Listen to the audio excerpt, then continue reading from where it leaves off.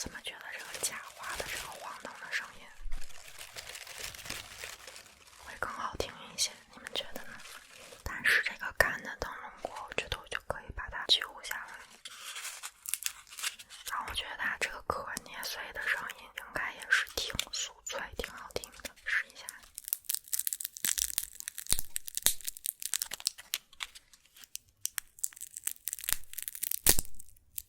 非常脆呀。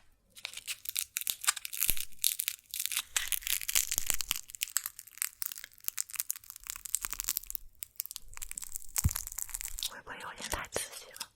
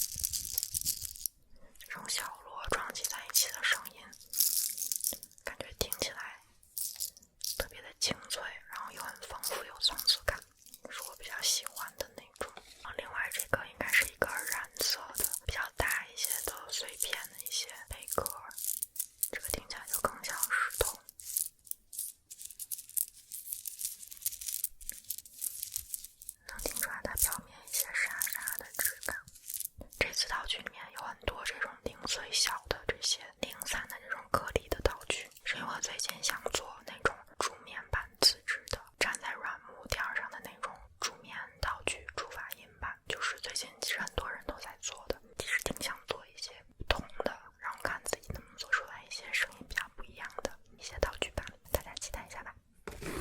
天哪，他又买招财猫了，这个是一个3连的一个招财猫，一边是笑的表情，一边是一个很呆滞的一个表情，然后还有一个是一个 wink 的一个表情。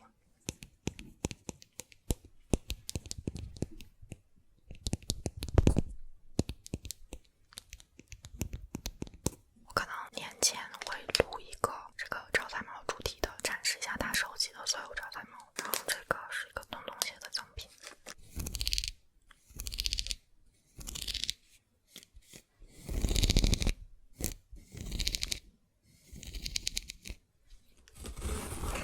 这个也是我老公买的，好像是个咖啡壶。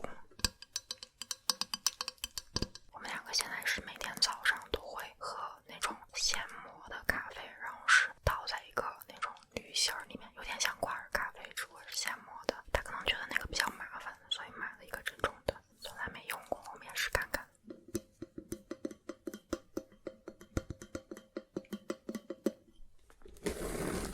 这个我就很期待了。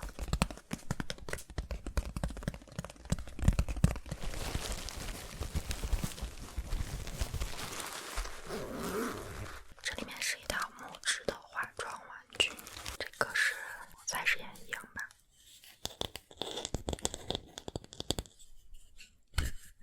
对的。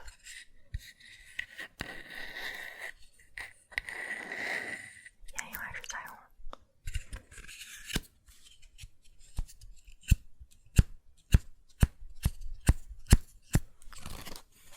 一个小粉饼，小粉扑。哦，这个应该是彩虹。小镜子跟梳子，还有一个这个小瓶子。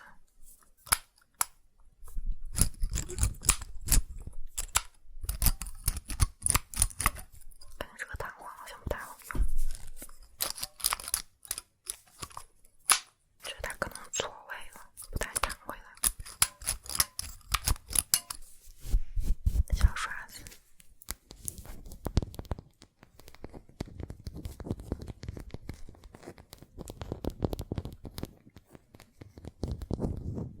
这种木质的化妆品的一些 roleplay 之类的，其实很多人在做了，我还是很喜欢这种木质的声音，所以还是想自己再来做一期就是这种木质化妆品化妆的主题的这样子的视频，里面还有一些小的零碎的，我就先不开了。这个木头搅起来的声音还挺好听。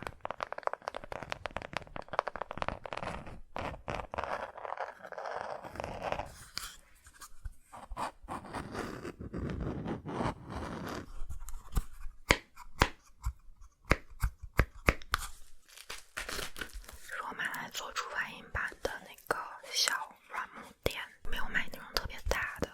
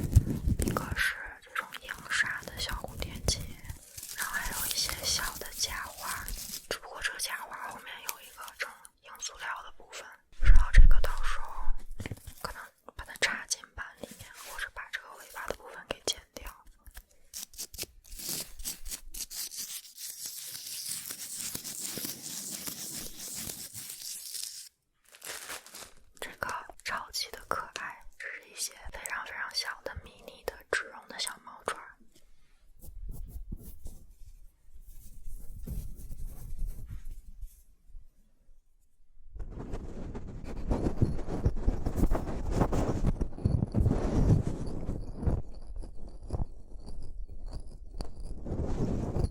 这应该是做美甲用的，但是我不知道买的这些够不够填满整个板子的。近距离看一下这个超可爱的小毛爪。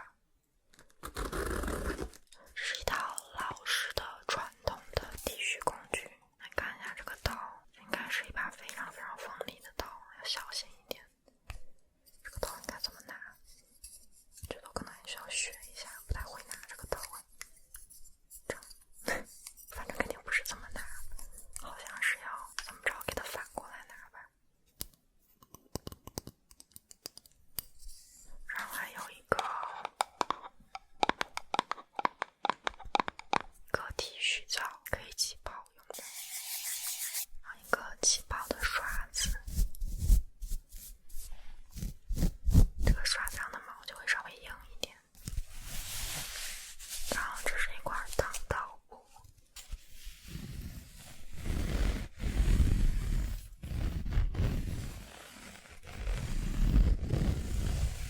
想做一期用这个刀在泡沫海绵罩上这样刮。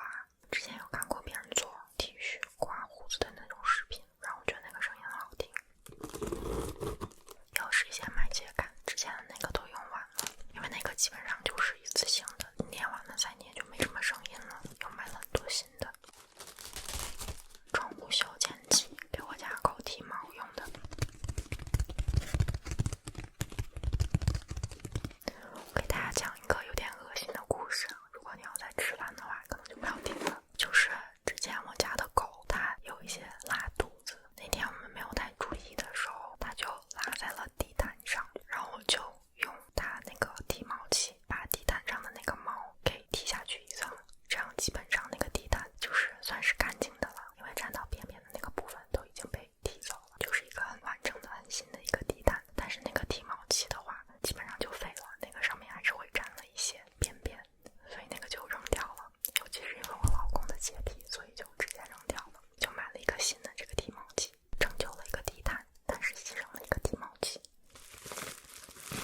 这个是眉笔，我买它想用来试一下自己画那种野生眉，这应该是那种笔芯儿很硬的。现在画出来这个样子，虽然没有削它，因为我最近比较迷那种野生眉，总会刷到有人去问野生眉，然后就那种效果都特别自然，特别好。我算是眉毛不算是特别淡的那种，只不过眉尾的部分会有一点稀薄，所以有点想纹，但是又不敢去纹，怕纹坏了。